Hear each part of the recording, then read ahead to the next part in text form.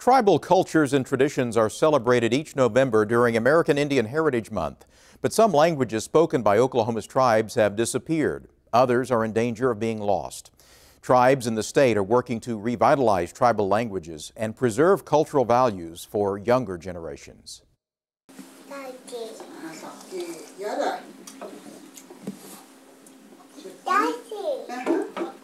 English is not spoken at the Pumahaga School just outside Seminole. Everything the students learn at this rural, tribally funded school is taught in the Seminole language. Jennifer Johnson is the program's director. This school site is seen as a sacred spot for our language. And so whenever you go into the classroom, we're expecting that you'll respect that adage that there is no English spoken here. Students, faculty, and staff begin each day with a greeting in Seminole, followed by a morning song and prayer.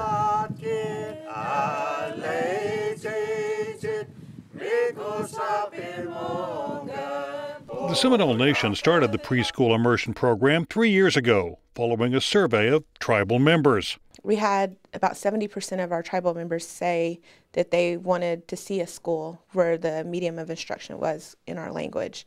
So since 2008 to today, 5 years later, we now have a functioning school that's going towards that. Johnson says results of the survey underscored the need to revitalize the Seminole language. The survey showed the number of speakers fluent in Seminole totaled no more than 11% of the tribal population. We estimate that within the next 20 years that number is going to go down dramatically, because back in 2008, those speakers that identified themselves as fluent, they were all over the age of 55. According to the United Nations Educational, Scientific, and Cultural Organization, UNESCO, 139 native languages are spoken in the United States. More than 70 could disappear within the next 5 years unless immediate action is taken to pass them along to a younger generation. Tessa Dawson is the State Department of Education Director of World Language Education. Dawson believes Oklahoma should be leading the way in preserving native languages. Oklahoma is a Choctaw word that means land of the red man.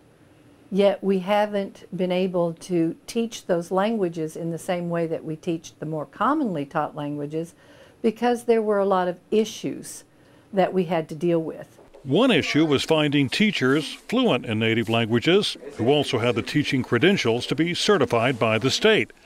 Without state certification, students can't use the class to fulfill their world language requirement for graduation. Dawson says SDE is streamlining the certification process for tribal language instructors. We found that we didn't have any way to examine the proficiency levels of the possible teachers that we have here in the state. So we are partnering with the tribes, and they are going to be the authorities that determine whether the proficiency level is high enough to teach the class and at what levels. One example is the Sac and Fox Nation in Stroud, which has created a program to revitalize Sauk, the tribe's native language. Messiah Blue Cloud says Sauk was on the verge of dying. Because there's only 3 first language speakers and 3 second language speakers, it's really rare. And you have to go to a very specific spot, a very specific time, to hear a natural Sauk dialogue.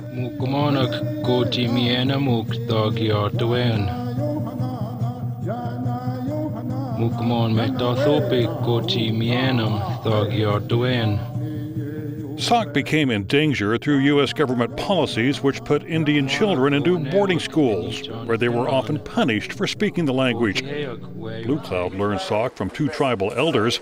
He now teaches classes at Shawnee High School using a method known as total physical response storytelling. I'll put pictures up on the board of people doing actions, or basically pictures explaining a story, and with verbs that the students associate a sign with. Today we learned about hot food and cold food, and then just right. So just right, hot, and cold. So I had the students, I'd say "buthate," and they would, they'd do the sign for "buthate." We, hayo, yon. We, hayo, yon. To use. Second person. Revitalizing a language that has so few fluent speakers poses significant challenges, according to Katie Grant, who teaches a Sauk class at Stroud High School. One of the greatest challenges is they don't have very many places to practice. They don't have very many people to practice with. Mainstream society is mostly English, so it's hard to find a place where you can learn to speak Sauk. Another difficulty is lack of resources. There are no Sauk textbooks or teaching aids that other foreign language instructors take for granted. We don't have our own Rosetta Stone or anything like that, or a Pimsleur technique, but what we do have is we have a lot of linguistic work on it that can be used by other linguists to study it. We have a dictionary and we have handbooks that we hand out for conversation, and we also have a website, talksauk.com. The website offers links to Sauk words and phrases, stories, and games. Blue Cloud says interest in learning Sauk is growing. I've had students after class come in here and talk to me about Sauk language, or if there'll be a Sauk 3, their options, how they can, if they're a senior and they really wanted to be in here, what can they do to learn the language? The Sauk language needs more speakers. And so it's very important that not just Sac and Fox, but other natives and other people help take up the responsibility of breathing life back into a whole culture. Breathing life into the culture is also important to the Seminole Nation.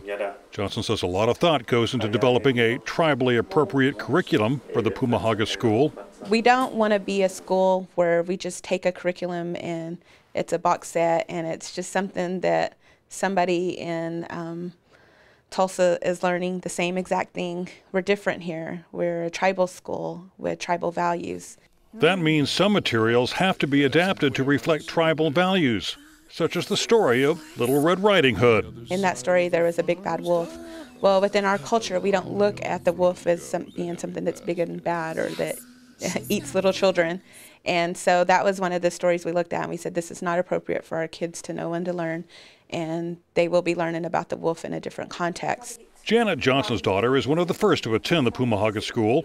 Janet sees firsthand the impact it's having on the community. I think one of the maybe profound things is that our kids are praying in Seminole again. And my daughter, she prays every time at the table in Seminole. Tessa Dawson hopes to see more such efforts by Oklahoma's Indian tribes. She believes letting native languages disappear would be a tragedy. I saw a lady that was very, very active in promoting her language. And what she told me was she couldn't even tell her grandchildren, "I love you," in her own language. They wouldn't understand. That needs to be changed.